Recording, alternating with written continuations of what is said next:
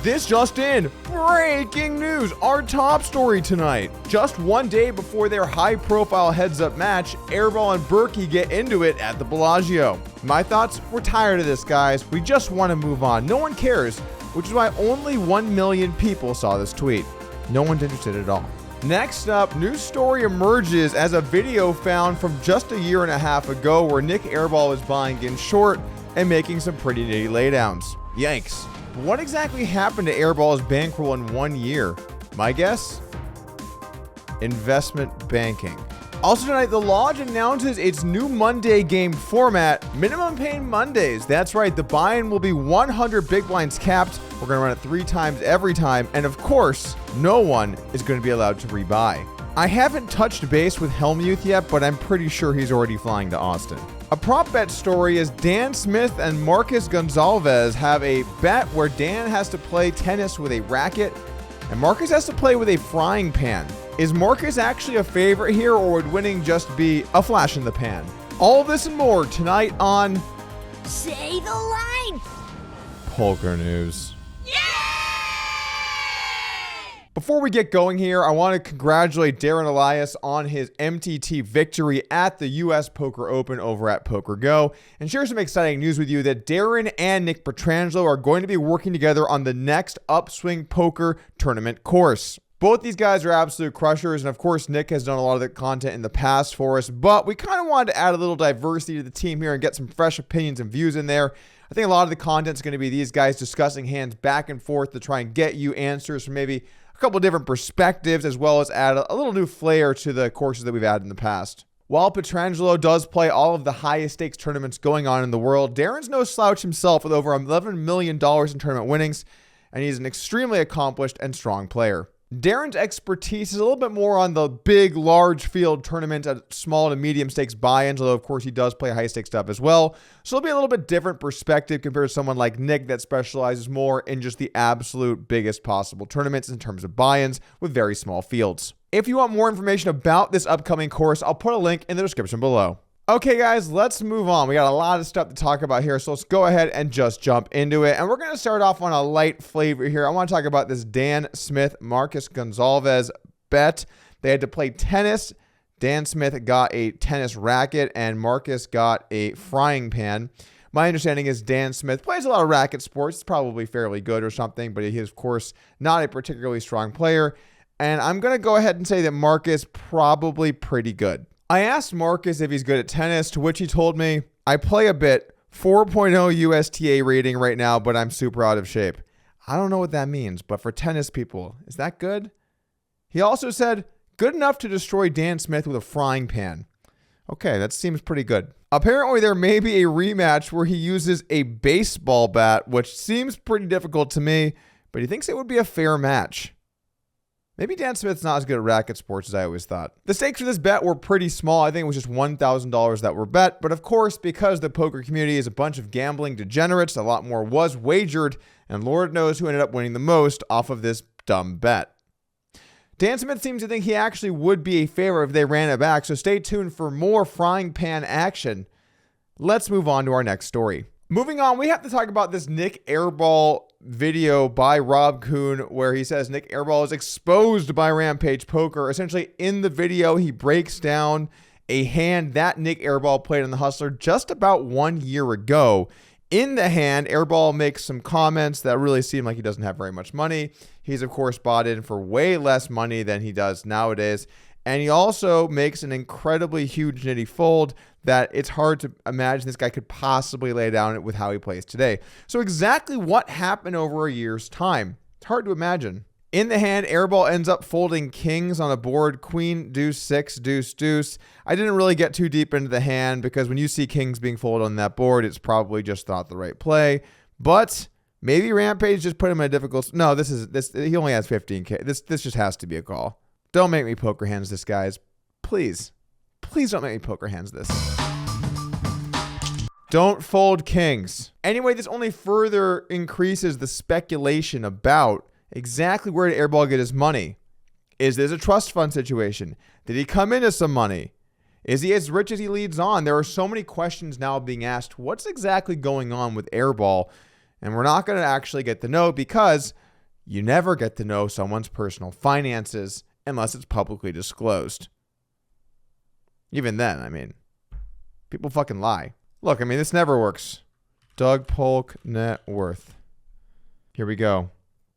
As of 2022, my net worth is $10 million. Not bad, Doug. Not bad.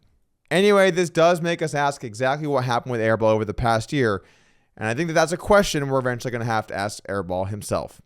Okay, let's move on. Brief story here, but a player on a live stream known as fucking Rob got into a big pot where he ended up losing. And he did not exactly take it well.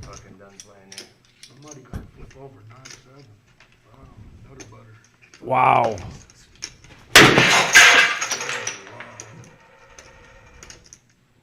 Holy smokes. Jimmy coming out here. I don't know if the chips or not.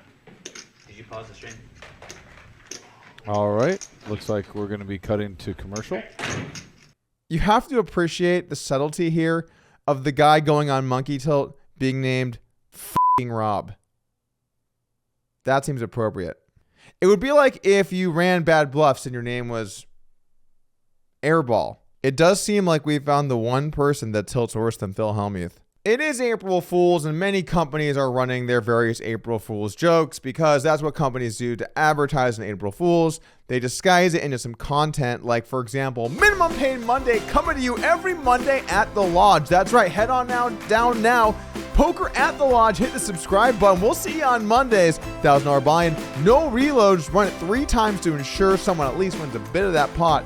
Come on down for no pain for anyone except for the viewers who have to watch this. We have had some funny ones. For example, Poker News has one with Robbie J. Lou. If I Did It, going after the O.J. Simpson book, where he basically talks about if you did it, here's how.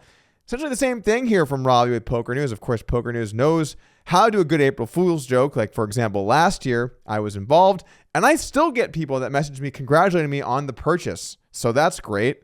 I do not own Poker News. If I did, you know what I would do. Yeah! There's also a great one from Triton where they introduce the fascinating Longer Deck. This actually was a pretty well put together video / meme / they did a nice job here from Triton. All right, guys, I made you wait long enough. Let's talk about this.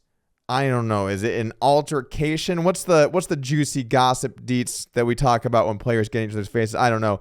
But let's just kick it off with rolling the clip and apparently a little bit of backstory. Rumor has it that Nick Airball said some unsavory things when he walked in the room and saw Berkey beforehand. I don't really want to repeat them on my YouTube show, but let's just say it was not something nice, and it might be someone viewed as weak and or possibly interested in other men. Let's just leave it there. Okay, let's go ahead and look at the clip. Guys, friendly game. Of you? Don't fail at something else. Am I? Go fail at something else. Go fail at something else. Hit up Doug. Go fail at something else. Go call Doug. I will. He's helping me. Look at this. I know. Why do you need help? Because I'm going to beat your ass. You don't need him then. Come right over here. We got a lot to unpack here, but first off, I have to say that I knew the moment I saw this there was going to be a 4-hour Joe Ingram fight breakdown, and there was. Putting that to the side, it's nice to see a heads-up feud where people aren't all friendly at the table. That's just embarrassing for everyone. I'm a bit disappointed that we didn't capture the 15, 20 seconds before this because you know some choice words were said before being 4 inches away from each other's face. I mean, guys, this is basically an MMA weigh-in. These guys cannot get closer without touching. Also, this guy in the background. Friendly game, guys. Friendly. Guys, friendly game. Do you have internet, sir? Have you been online lately? Guys, friendly game. Friendly game, everybody. What's the big deal? Do you have a computer and or phone or friends or YouTube? If you don't, I have a good channel to subscribe to. While we're on that subject, I've noticed a lot of you guys are not subscribed to the channel. If you're not, hit the sub button, guys. Show some support. Show some love. Putting my heart, sweat, and tears in over here. Show a little love back to the channel. But yeah, no love lost between these two. And I like the post sit-down standover by Berkey. That's a nice touch. Nice touch to stand over people while they're not looking. Airball did push Berkey away. That can sometimes escalate from there, but it didn't here. I don't know, guys. What do you think? How is this going to go down? You could tell me anything. You could tell me these guys get in a fight. You could tell me either one of them wins. You could tell me pretty much any story, and I would believe it about this. They also talk about me briefly. I want to say I am helping Airball a bit with heads-up poker, but I did not realize exactly how much I was biting off with that. So I am going to be helping Airball less than you would imagine. But if he wants little tips here and there, I'm definitely down to help in the effort against Matt Berkey because, and this is going to be shocking to some of you, I'm not a big fan of Berks. But yeah, that's going to do it here today for Poker News. As always, thank you for joining me. And if you want to learn more about Upswing Poker and our new tournament course with Darren Elias as well as Nikki Petrangelo, head on over now. I'll put a link in the description below. See you guys. See you tomorrow.